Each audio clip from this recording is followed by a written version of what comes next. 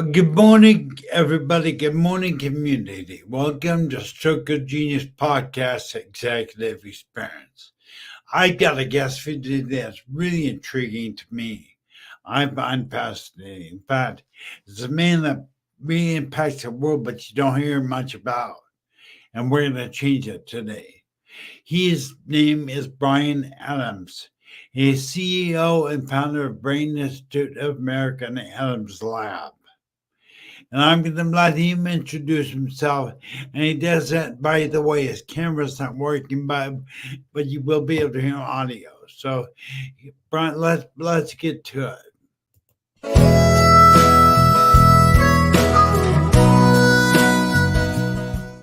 Welcome to the Stroke of Genius Podcast Executive Experience. I'm your host, RNAs. I am CEO and founder of Stroke TV Media.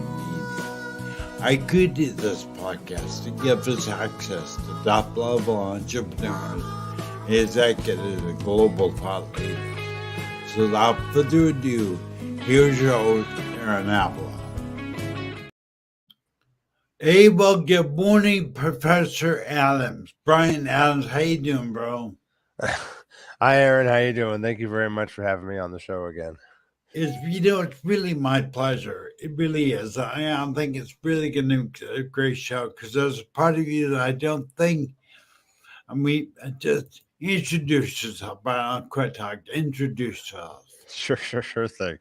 Well, for those who don't know, Brian Adams. I'm the president and CEO of the Brain Institute of America. I'm also the founder of our nonprofit organization, the Brain Institute of America Foundation. Those organizations were founded back in 2016. For myself, I kind of originate or stem from academics. So got my graduate degree at UConn, then did some postdoc work at Yale and Harvard and up in SUNY, New York. And then I decided to start my own lab, my own business, at least on these kind of fronts. I was passionate about developing cures for brain cancer. So, those people who want to know who I am, what I do, that's part of my passion. And through our conversations back and forth, at least me and you and some others,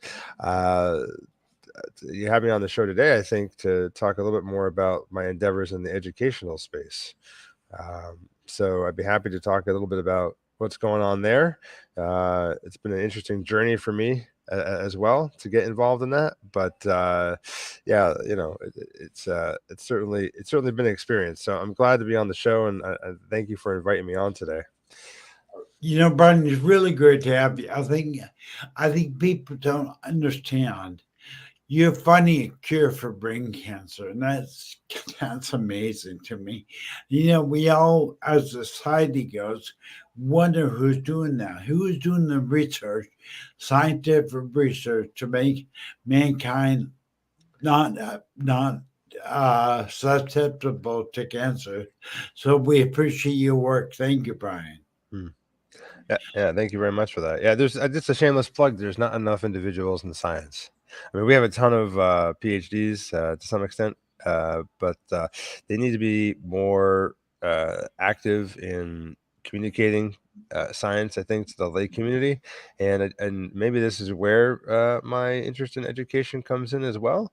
Just promoting a lot of more STEM, science, technology, engineering, and math in our primary education system, so we can kind of get those eventually those higher level students and graduates into the sciences and keep them in the sciences, so we can solve some of the major challenges that we still have in our world today. And we have a lot of complex problems still yet to solve. So yeah, that's we talk about impacting the world. I mean, really. So that, we were in the green room, and this was my main question. I unlocked a side of you I didn't really. It was a teaching side. And I asked you, Brian, what do you want the world to hear about what you do? Yeah, that was a really tough question. I really had to think about that one because there's so many things that I work on and do and am passionate about. Um, I think for this audience in particular, since it's listen to your show and we're talking about education, I actually do. I do fundamentally believe that teaching is a is a higher a calling of mine, I guess you could say. I think it's a requirement of service. I mean, I've been fortunate enough to be in the academic field for I don't know 15 some odd years or whatever. I mean, I don't know, probably longer than that. I can't. I mean, from whenever I was interested in being in research sciences, which is kind of my whole life. When you get into that kind of field, when you get into academics, I mean, it's great to do the science. It's great to kind of pose all these fun little research questions and see how things work and tinker around in the lab a bit. But then what we tend to forget is there is a lot of service that happens when you want to be staying in that kind of field, as opposed to if you just want to go to industry and just work for a pharma company. I mean, that stuff's fine too. It's great. We need more individuals like that. But individuals who kind of just stay in academics, they have a different kind of, uh, I think, just way of looking at the world. So, I was kind of offered a lot of experience and opportunity in my training. And so I just think it's important for me to kind of give that back. So I think that uh, teaching is a calling to some extent. It's a passion. I don't think you can really. Uh, it's like anything else. If you just sort of treat it as just only a profession, then I think it becomes mundane and boring. I think those who are really passionate about it fight to stay in it, and they just want to, have our next generation understand about like the complex questions that still are around, and that this is exciting stuff. Like science is not boring, math is not boring at all.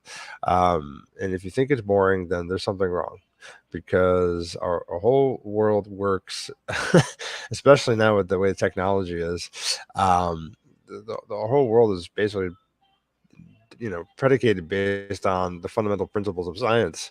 So if we want to solve these like large global issues like global warming or some of these chronic healthcare challenges that we now face with people who have metastatic disease, other chronic health issues because people are now living a bit longer, other societal problems like malnutrition in third world countries. I mean, these are problems that can only really be solved by asking new and smarter questions, building better technology. And you can only really do that if you have a community of individuals that have a science mindset and maintain that philosophy as they go from kindergarten all the way up to high school through college and into their adult careers. So it has to be instilled early on, and this is, I guess, that's where I think my passion about education comes from. I just think it needs to start when they're young. Now I'm curious. Let's let's talk to the younger person out there who's trying to find their way as intrigued with science, intrigued with math, and what path, will you be open to receiving an email from a person like that or kind of guide Yeah, that's them? fine. Yeah, Could you tell us yeah. what your So email? because Oop, Could yeah, you tell us I what mean, your? Go ahead. Go ahead. yeah, go ahead. What my advice would be to that person, I guess, is what you're saying. Yeah. Um, Yeah. I mean, first of all, I'm happy to take any emails or for anybody out there, if they're parents or students, if they're just frustrated with their current system. Uh, I contract with different schools to do different teaching programs for many different reasons. I'm happy to take on as many contracts as we can. I have no problem with that.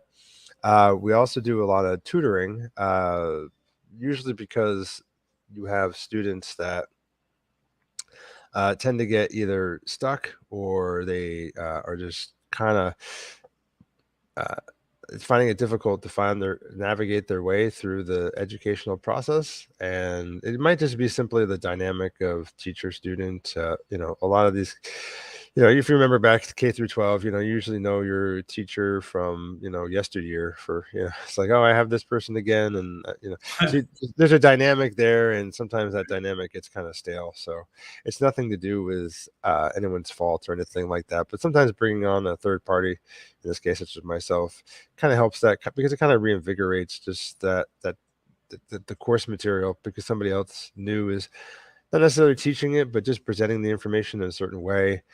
It kind of re-engages their brain a little bit and kind of gets them refocused. So I just want to put that out there. Like, we're not really an adversarial group. We're not there to sort of conflict with any kind of programs that are ongoing. We do work that's aligned with state standards. So in Connecticut, we have a state mandated core curriculum. We follow that for the most part. We also do SAT preps and all this stuff. So try to get those kids that may be struggling and think that there's maybe no real hope or interest to go to college because they're struggling so much in K through 12 that they're like, well, college isn't for me because this is just like tough. We try to get them back from that mindset and tell them, no, you should go to a community college or something to start, or go to any kind of college for a year or two and just see what it's like. And let's kind of get you prepared for that.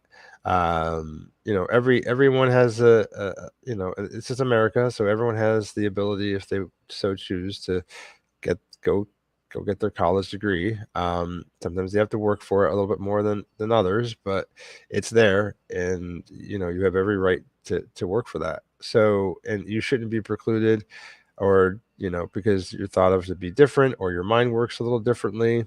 Um, I say it that way. Like, we're in the world now of being neurodivergent, so there's a lot of students out there that just can't be sit in a classroom and just be taught the stuff on a lecture to, and then absorb the material and then regurgitate it back out on a quiz or a test. It just, it just doesn't work for them that way. So they're the ones that kind of struggle.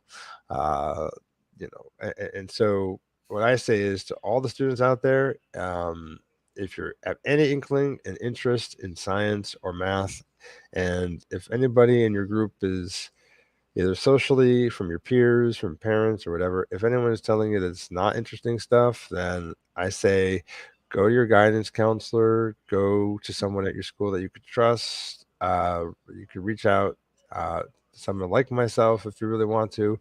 We work with the parents, so eventually that'll kind of all work out. There's plenty of other third-party tutoring companies out there. But go try to get an extra resource out there. Don't let somebody else tell you that this stuff is boring. Don't be pressured into not choosing an academic path. It kind of happens around middle school, high school, right? Sort of just, okay, the course material is getting tough. I'm struggling in it. There's no one out there to help me. And so and then I go, well, this is not for me. And you just give up. And we just are trying to get students not to really go down that path. So there's plenty of resources out there. I guess, like I said, since I'm on your show and we're interacting with your group, you can share my email address. It's on the website, but at least maybe now people know a little bit about me and who I am, and it puts a kind of sort of face to the name, so to speak. But we've been doing education programs in this state since, I taught when I was, a postdoc, but formerly with the company, I've been doing tutoring and all this stuff since 2016. Wow. And we've been doing this through COVID. So we knew of all the challenges that were going on during COVID, all the parents who were really upset about sort of what was going on in the school system, and just frustrated with why their kids were just not really getting anything. A lot of it because it was just unstructured online learning. I say unstructured because it was mostly just kids jumped on a Zoom call and they just did some online reading or something like this. There wasn't really any engagement in course material and things like this. But I mean, COVID was kind of hyperinflated situation that, um, but then we kind of still got involved in this kind of stuff after COVID, and still just saw some really strange things in our public school systems. So, it's just one of those things of, I understand where students are coming from when they get frustrated. Uh, and, we're a reach out for them. Obviously, we can work together, not only to just teach you the course material, but also give you the students like skills you need to organize maybe your home life a little better, or restructure your schedule so that you are in an environment that you are comfortable to work in, and that you can do your studies and not really be judged or made fun of for caring about like learning and maintaining your interest in math and science. I think that's really, really important. I mean, FYI, part of my office in New Haven over here, it's kind of a very eclectic setup over here. I got like a fireplace and a whiteboard or whatever, and I got a little mini garden and some bookshelves and things, and got like a little mini Zen garden going on. And but the idea is, sometimes, I've had parents and students over here, and they can vouch that it's a fine place. Uh, and the idea is just to create a warm and inviting uh, area for students, just to feel comfortable, like if they were at their home, or maybe in some cases is better than the current living situation. I mean, I'm in the inner city, so we have no idea what goes on at in a person's home. But they just feel kind of comfortable doing reading or doing math, or anything like this, and they can see the achievements and what you can do with a degree in math and science. So Well, yeah, yeah, go ahead. I say, I want to touch on something you said, and it really kind of stuck with me because I thought back when I was a younger person, and I, you said your brain works differently, and Mhm. that you're judged and made to feel almost wrong that you're into science, you're into math, you're into critical thing, but the environment was wrong. And you have a tutelage that allows the environment to be correct and allows that academic mind to blossom and to express itself like you did. Yeah. So it's interesting, right? Like, so, okay. So unfortunately, or fortunately, I mean, public school systems are just established to try to teach a bulk amount of material en masse to all, uh, obviously, children of all walks of life. And it's very hard to, um, you know, in some cases, just micromanage every individual learner and tailor a program for that unique individual. Because even though we focus on getting smaller class sizes, there's still sometimes 20 or 30 students in a class, or maybe even 15 or something in a class. And you do this year in and year out, and you get so many students, and sometimes it just gets really uh, tiring, right? So the problem number one is just like the way the program is. It's just to teach to the normal distribution, the bell curve kind of idea. The people in the middle, those students that are on the either end of that curve, they really, really excel, or they're under excelling or underachieving, or perceived to be underachieving. They kind of either they kind of get left out. So I want to speak to that a little bit. Actually, now that I Please, just please. mentioned that, you know, they teach to the bell curve. So if you're, I can focus on the left hand side of the curve, right? So if you're in the minority or perceived minority that's struggling, you might be thought of as, academically unintelligent, you know, a dunce, whatever, a stupid head, whatever names are being called. Trust me, I'm in the education system, so kids call each other kids call other kids mean names all the time, and so they get labeled pretty quickly, which is kind of unfortunate. But some of those students are not, and if they're not really diagnosed with any sort of mental handicap or deficiency, then the question is why aren't they engaging in the course material? Why aren't they? excelling on just simple quizzes, like some math formulas that are on a blank sheet of paper. And sometimes, it's an undiagnosed problem. Maybe they have ADHD, or maybe they you know uh, I don't know, have other, maybe they're on a little bit on the spectrum and they're a little autistic to some extent. But I want to step away from that just a little bit, because sometimes we really focus or hyper focus on diagnosing everyone. Okay.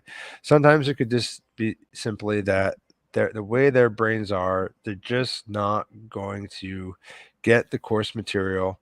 If, like, and as an example for me on your show right now, just me talking. Okay. Just, and then the student has to try to take down some notes of the verbiage that spews out of my mouth, right? Like, just but that, when you went to school, it was probably this way, and when I went to school, I mean, I was still working on paper. I would write down all my math formulas on paper.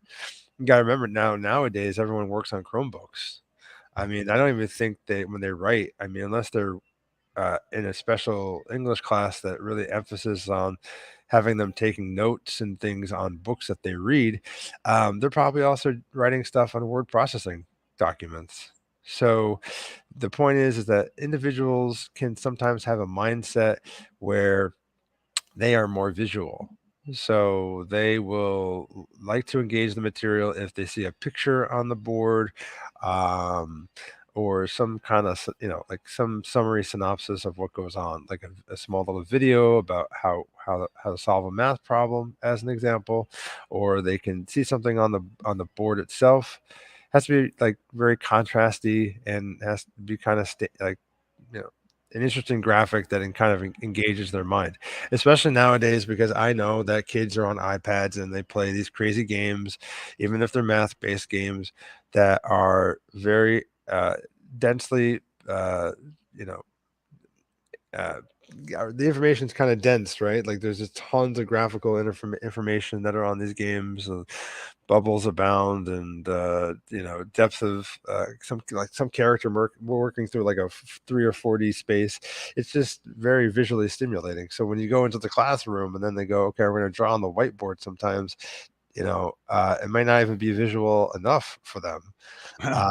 It was just kind of a frustrating thing, but that's how their mind works. So if they see a picture, they see a video, or they get taught that way, they may actually engage in the course material a bit more.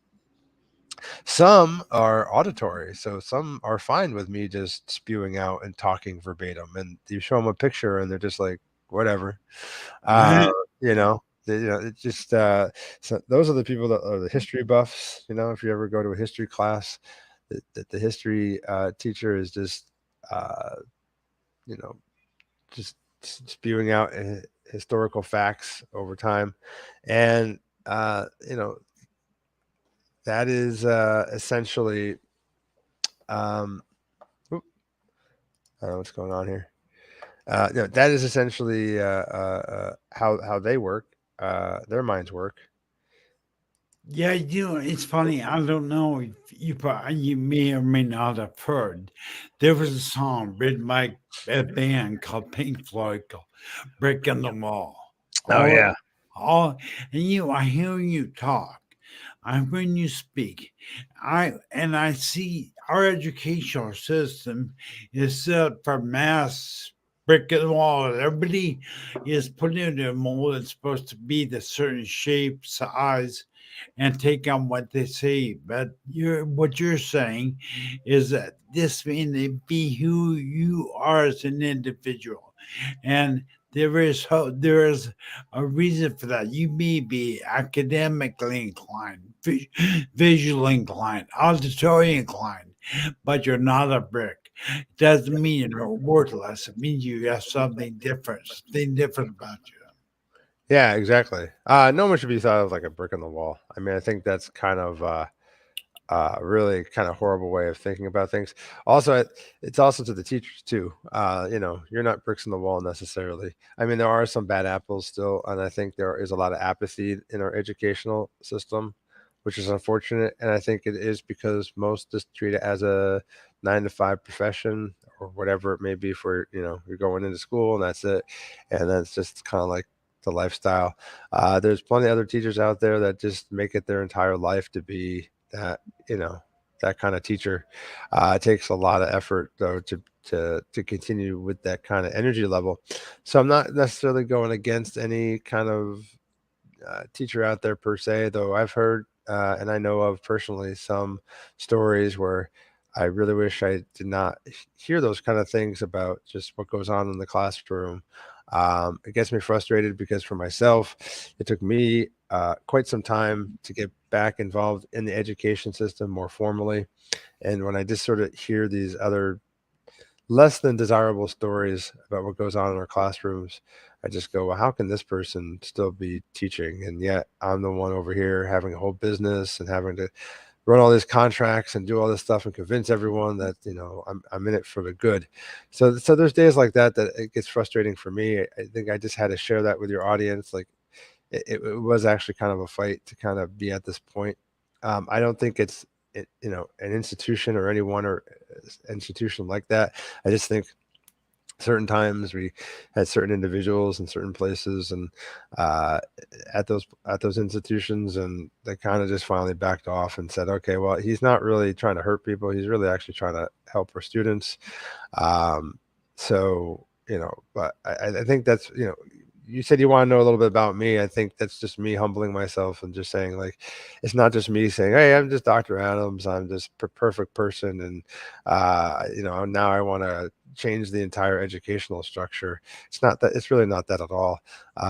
It's just, it has really been for myself and for my business a fight to kind of be involved in that process, and I'm kind of glad that I stuck to my guns and took the time to show people that we really are focusing more on the students and making sure that they are empowered. I'm not really a bureaucratic person. I think bureaucracy is kind of silly. I'm a person that will say, look, I can teach you 5 different ways to solve the math problem, but if I just give you the formula and tell you to memorize the formula, all those little tricks that everyone tries to give you about how to carry some number from one place to another and organize stuff all falls by the wayside. Math is just a series of formulas. If you just give the formula up front and tell them this is what you have to memorize, somehow miraculously a lot of students get it pretty quick. So it's just and sometimes that's what they need too. A lot of students, sometimes you just have to talk with them and tell them that you respect them, number one, and that you or for myself, like, I think that they are amazing individuals, and I'm not trying to tell them that they're silly or dumb or stupid. I'm just trying to give them some tips and tricks on how to, like, get through their coursework. And I just want to touch back on one thing real quick. There is another kind of group of individuals out there that are more kinesthetic or tactile. And this, I think, is a group of learners that can be on that bottom end of the curve because they have to engage in course material in certain ways. Like, they work through touch, which means they work better with pencil to paper or pen to paper. And I think sometimes with the advent of technology, with the addition of the Google Classroom and some other things, and these sort of app games that claim to get your kids to know about math, I think some of that wiring is short circuited when if they're more of a tactile learner, because they're not engaging on paper. And they're not writing their notes down. They're not rewriting their notes down. They're not writing down material on flashcards. They're not doing a whole bunch of different things. And that's just how their neural network works. Like, that's how they remember information. That's how their brain categorizes things and says, okay, this is the important stuff that you need to remember. And so, we got to be careful because I'm all for tech. Like, we all love cell phones, and I'm a busy guy. I have a company. I'm getting emails all the time about things. But at the same time, when we're in a classroom setting, okay, that technology kind of has to go out the door a little bit because, you know, we need that quiet environment, and we need them to be focused, and students to pay attention to the lecture material. So they're fully engaged in what's going on in the classroom and not being distracted with other things. So it's not just one person or one thing that's necessarily leading to a problem in this education system. But I think the challenge is that we're still very structured, and the public education system is just very set in the ways in which they're going to teach the curriculum, and that rigidity is just does not work for or it kind of conflicts with, I think, that kind of American philosophy a little bit of like, I'm this unique individual, and I'm also special, and this is the way I learn, and a lot of eyes in that statement. But when you go to the public education system, it's just more about, this is the path, you must learn it this way, and that's it. Right. So Right. I think that's just just how the public education system was founded, and the original use and the intent for all of that. We won't get into the history of that now, but a little has changed with that kind of way of thinking and that kind of philosophy. So individualized teaching programs are not really a place for in the public education system, unfortunately. That's why you have these third-party tutoring education companies that come in, and usually the parents seek them out. I get more emails from parents. I've probably gotten my email box has probably doubled from parents with their interest in just getting a tutor for their kid, because they just don't understand what, little Johnny or whatever it is, was doing so good in school when they were in sixth grade, and then they get to seventh or eighth grade, and all of a sudden they're failing their class, and they're trying to figure out why. So it takes a lot of energy to figure out what's going on. And I just got to tell you, like, to those teachers out there, in the public education space, you have to give respect to individuals that do third party tutoring, okay? Because a lot of us also are trying to figure out not only what's going on in the classroom, but what's actually going on in the student's home life. Um, have no idea. They could be being bullied in school, and that could still be going on online. We've had cases, and we know about this, where you have cyberbullying going on. And once you have a negative interaction about an education process, okay, like Right. that, right? You're constantly told you're an idiot or you're a dork, or I don't know, you know, Whatever. you're never going to get the math right. This is not for you, blah blah blah, and this, or they just pick on you for other reasons. It just, your brain disengages pretty quick, and the problem is sometimes parents don't know what's going on. I mean, we're also certified with DCF in the state of Connecticut. It's not really anything. It just means, like, if we see any bad behavior from anybody with students, we get really upset pretty quickly. I'm actually a mandated reporter in the state. I have to report any of that kind of stuff. But the point is again, you don't know what's going on in their home life. You don't know what's going on in their personal life. Sometimes students share stories that they don't tell anybody else, because uh, they look at us sometimes as just a friend, and somebody's trying to help them. And that's tough, because that's also not necessarily the Uh, uh, we're losing you. Todd, I want to ask you. role of a teacher. Uh, it's it's kind of hard to keep track of all that sometimes. You know what I mean? So, like I said, we're not trying to say we're better than anybody else. We're not really trying to fault anybody per se, but we are kind of an advocate. But we're advocate more for the student.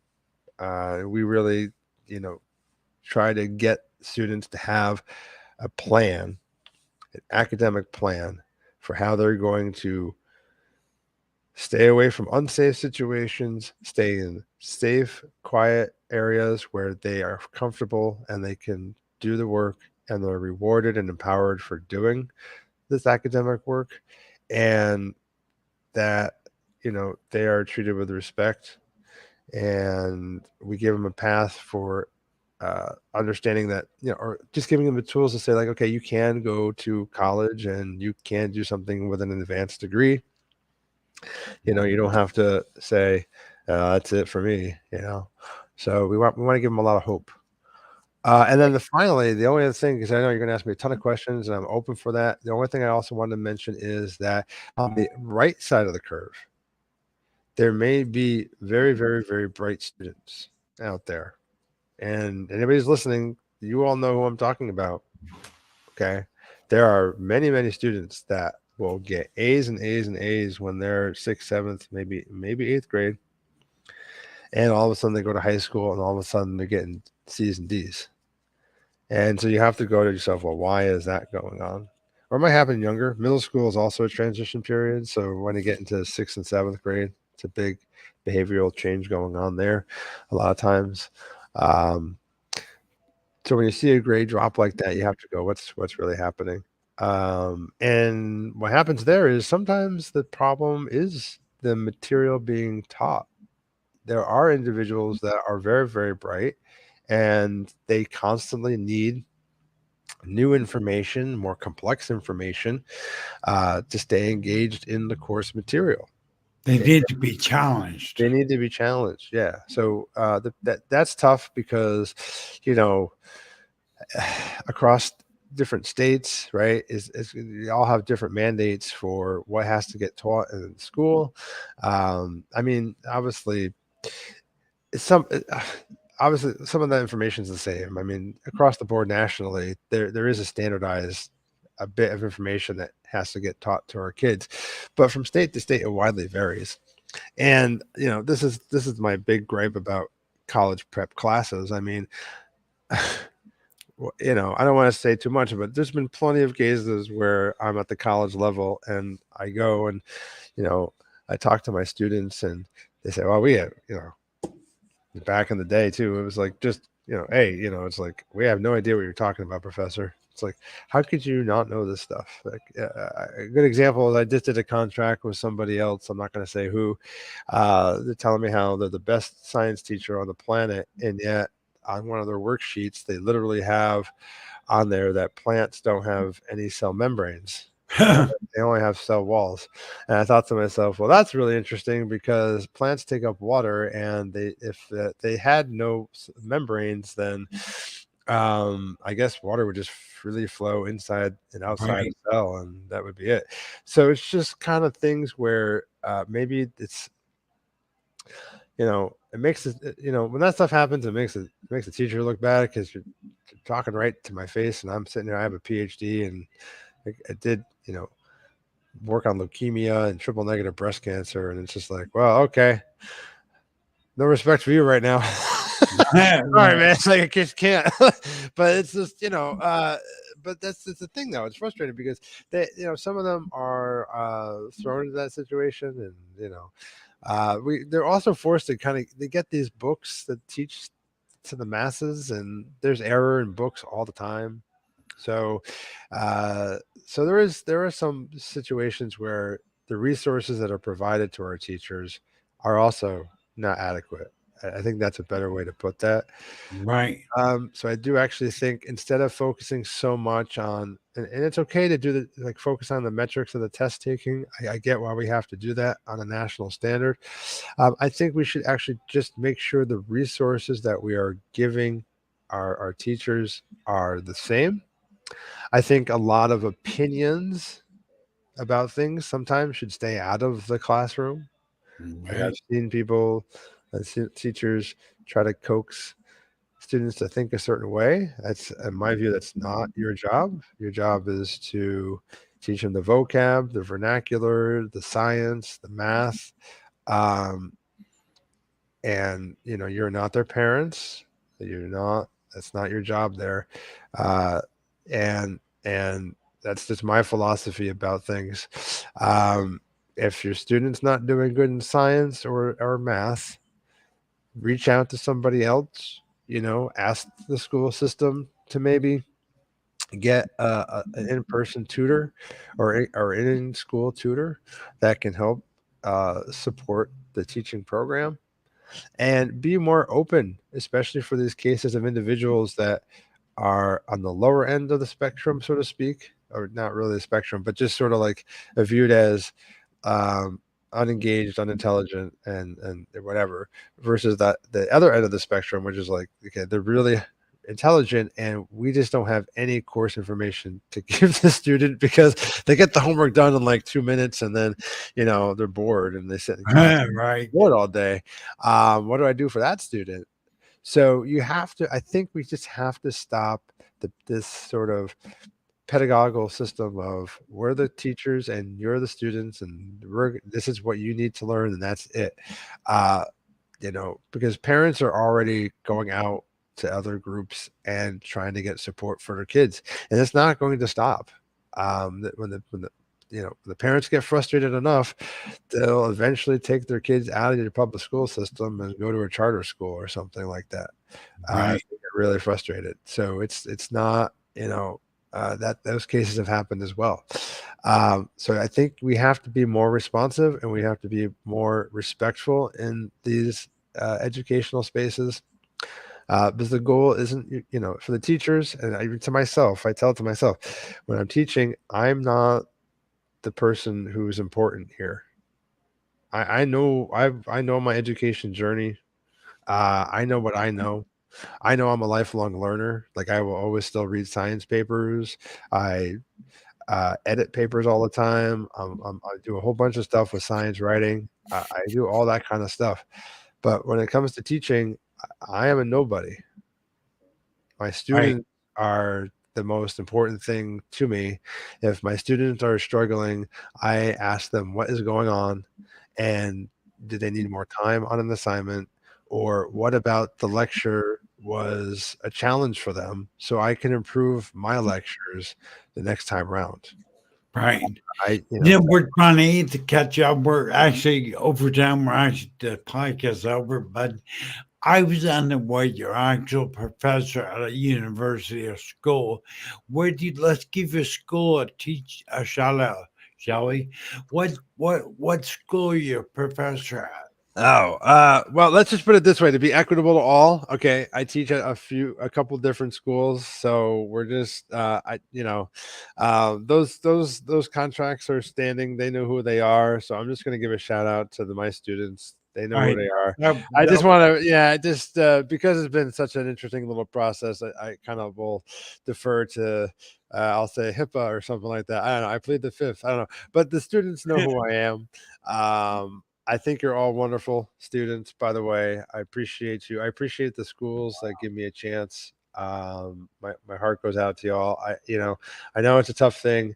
When I was invited to do this podcast, I have to say I was kind of apprehensive at first because I was like, there's been so much dynamic between me and the school systems over here. But again, I think I did it the right way. I think for you all to know is like my heart is in teaching. There are moments where I'll be frustrated with the process and sometimes certain school systems, but I look for the fact that it's an opportunity for both of us to grow and to develop better programs for our students. I really just want to communicate that. I thank Aaron for giving me the opportunity to express that emotion, because it's nothing coming out of anger or frustration. It's just I've been blessed with an opportunity to teach many wonderful students, and I would just like to continue that going forward because it is a passion of mine. So, but yeah, much I love would to all my know. I students think out there. you are a breath of fresh air as far as hearing you.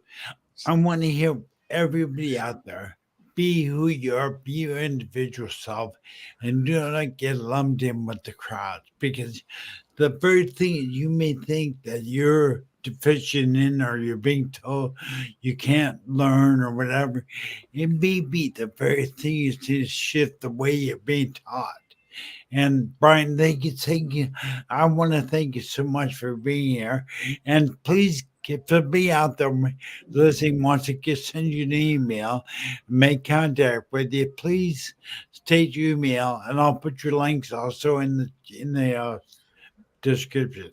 Sure. Oh, thank you very much. Yes, thank you so much for inviting me on.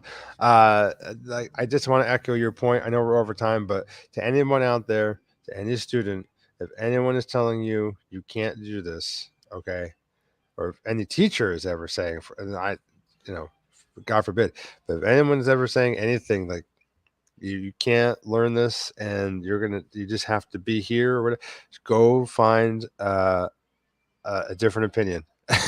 Right, right. Yeah, we you just may be engaging the course material a little different, and both parties in that situation may just not have the tools for you. And there are plenty of other individuals that can kind of help that process, help the teacher, and also help the student succeed academically. So we're a positive force for that kind of dynamic. That's really good, Brian. Give everybody your email that may be listening and want to contact you. How do they send you? What's your email address? The best one still is just I can put it. I don't know if I can put it in the I chat. can put it. I'll put it in the description of video. Oh, okay. Hold on. I'm typing it in the chat so that way you can I copy paste it. Because it's brian.adams@braininstituteamerica.com.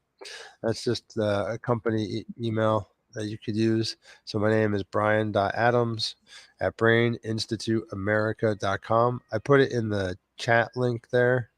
So I think Aaron, you can probably copy paste that and put it yeah. in the description over there. That's still the best way. And what we can do is if you just want to put in the subject line or the tagline, uh, you know, requesting educational support, something like this. Yeah. We also have the website, which is just braininstituteamerica.com.